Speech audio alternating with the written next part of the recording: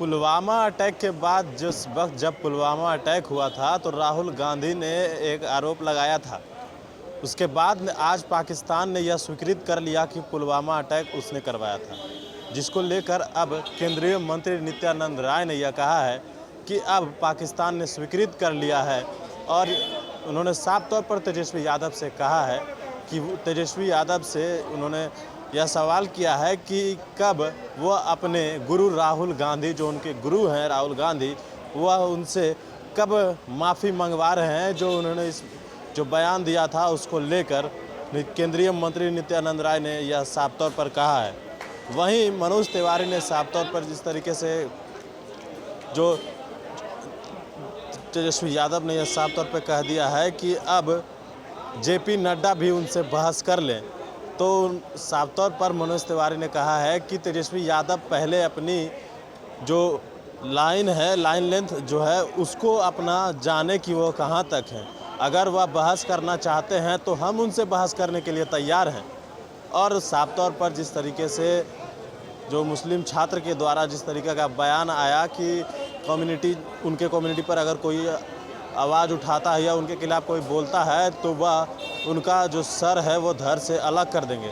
ऐसे में जो मनोज तिवारी का साफ तौर पे कहना है कि जिस तरीक़ा से वह बोल रहे हैं वो कर भी रहे हैं, क्योंकि कई जो पार्टियां हैं, टुकड़े टुकड़े के गैंग हैं, वो चुनाव बिहार में लड़ रहे हैं। क्या कुछ कह रहे हैं मनोज तिवारी और केंद्रीय मंत्री नित्यानंद राय, वो सुनिए।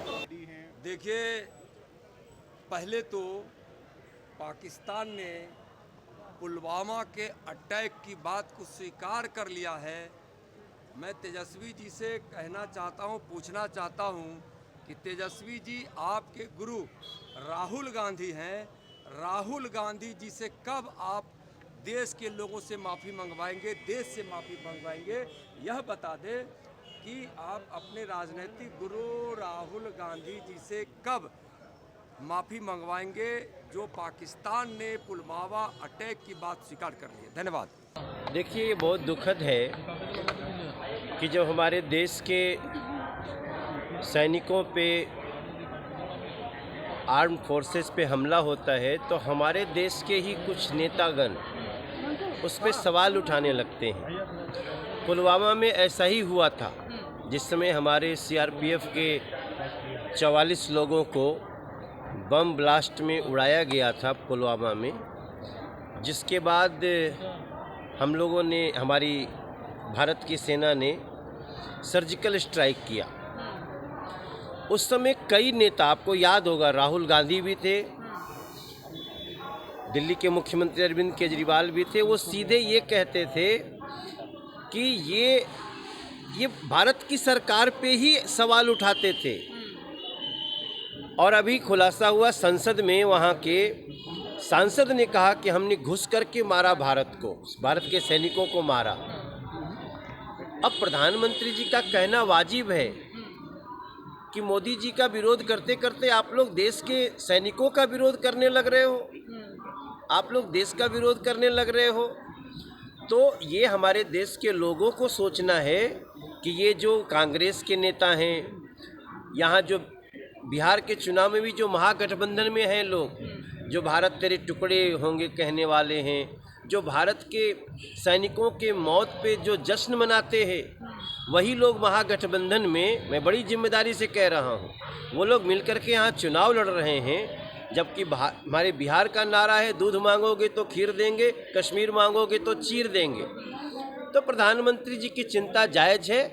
बिहार की जनता को, देश की जनता को इसका चिंतन करना चाहिए कि ये नेता कैसी नीयत रखते हैं जो मोदी जी के अगेंस्ट है। सर, एक ओवैसी की पार्टी वाले हैं जो कैंपेन कर रहे हैं, उन्होंने कल बोला है कि मुस्लिम्स के खिलाफ अगर कुछ भी, प्रॉफिट मोहम्मद के खिलाफ कुछ बोला जाएगा तो उन लोगों की गर्दन काट दी जाएगी। ऐसे जो ओवैसी की पार्टी है जो बिहार में ही कैंपेन कर रही है। अब आप इसी भाषा से समझ लीजिए, वो सिर्फ कह नहीं रहे हैं, ये लोग सड़कों पे दिखा भी रहे हैं।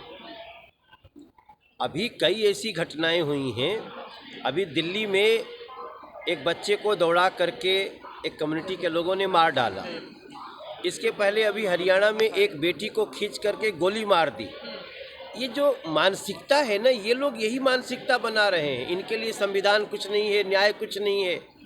तो ऐसे लोगों को, ये तो चुनाव है, लेकिन ऐसे लोगों को ये देश सबक सिखाएगा और देश का कानून सबक सिखाएगा।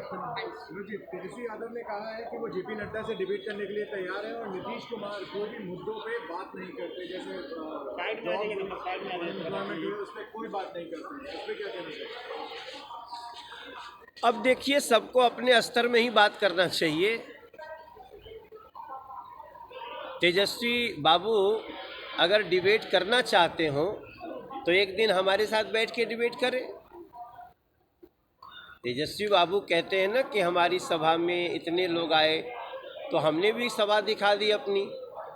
आप अगर वास्तव में तेजस्वी बाबू या जो भी कोई डिबेट कर सकता है तो बिहार के किसी भी ऐसे व्यक्ति के साथ करें जिससे पहले उनकी मानसिक परिचय तो मिले, उनकी शिक्षा के स्तर का तो पता चले। सर, एक सवाल है कि